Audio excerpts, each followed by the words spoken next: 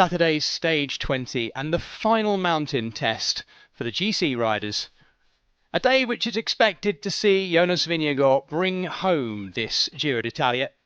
Started the stage with 4 stage wins, leading by 4 minutes 3 seconds over Felix Gall after 75 hours of racing already in this Giro d'Italia since we started way back in Bulgaria 3 weeks ago.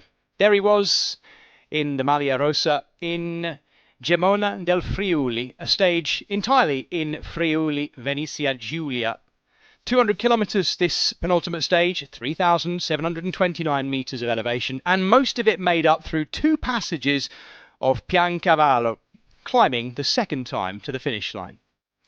Very poignant moment at the start as we remembered the 50th anniversary of the terrible 1976 earthquake in Friuli, which killed 900 people and left 3,000 or so injured as well.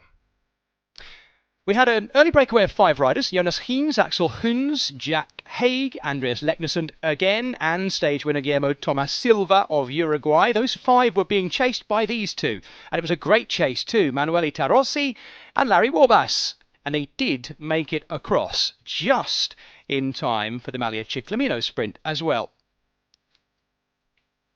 Incredible scenes today in another beautiful sunny Italian day too. It was Guillermo Tomas Silva of Uruguay winning the 12 points for the Maglia Ciclamino sprint there. None of these riders were a threat, by the way, for general classification. Best placed of them was Jack Haig, the Australian, who started the day just under 2 hours down on Jonas Vingegaard. Good combination in the break though, and they built up a healthy lead as well. High point about 5 minutes 40 seconds. They then went over the Clausetto climb, the 3rd category climb, where Andreas Leknesund led. On the descent, nasty crash actually for his own teammate. Frederic de Vachnes, stage winner of course in this race, going off over the barrier and looking like he had a bit of a thumb issue too. We wish him well.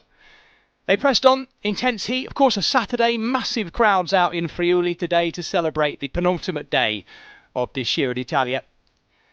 Tim Rex doing another brilliant job at the front of his Melissa bike. His team leader though, Jonas Vingegaard, having the confidence on the ascent of Piancavallo to slow right down, in fact stop and check on something on his front tyre. Seemed to be okay.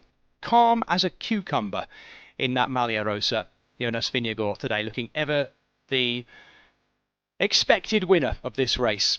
Well, going across the finish line the first time, as you could see, we'd had a split in our breakaway, and it was Arrieta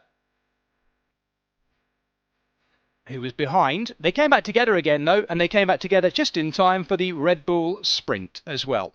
Igor Arrieta taking that ahead of Larry Warbasse and Ludovico Crescioli, who'd ridden back into that breakaway too. Jack Haig was looking good, Larry Warbasse was looking really good in this group of 6, and Leknesund once again in the breakaway, as he seemed to be every day for the last 2 weeks. Could he get the stage win, the Norwegian champion?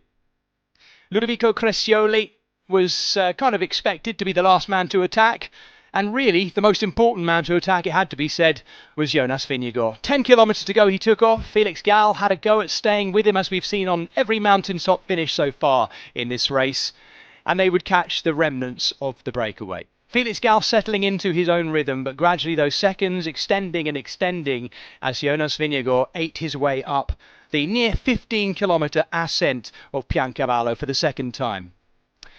Former race leader Afonso Eulalia, the Portuguese rider, was having a tough time, but as we've seen so often in this race, he was pacing the climb well. It was Davide Piganzoli who was trying to see if he could get into that Best Young Riders jersey, and the battle between those two is becoming fascinating on the final climb. Out front, Jonas Vingegaard in a class of his own, it has to be said. Already the gap, as you can see there, up to 1:10. Tough day for Thymen Arensman. He had the deluxe deal of Egan Bernal pacing him and encouraging him too on Piancavallo. There he was, and they'd caught up with Felix Gall as well. Derek G. West in there too. And Afonso Eulalia was looking better and better. Davide Piganzoli had a go at getting rid of him, but then he did the job on Piganzoli too. This man, though, had done the job on the whole field. 5 stage wins for Jonas Vingegaard, something he's never done before, and he is rounding in on something that even Tadej Pogačar has never done before, which should happen tomorrow, barring accident or incident, and that is winning the 3rd of all 3 Grand Tours. He has been an incredible dominant force in this race, Jonas Vingegaard, and a very worthy winner. No real change in the top 10 either on general classification, even after such a hard day. There it was, as it had been at the start. Just an even bigger lead for this man, Jonas Vingegaard. Paul Magnier, now without Jonathan Narvaez to cause him problems in the Ciclamino competition, he should bring that one home tomorrow on the final stage too. Jonathan Milan sits second best. And today, Giulio Ciccone sealed the King of the Mountains competition to win the Maglia Azzurra. Look out for the blue touches as he races into Roma tomorrow.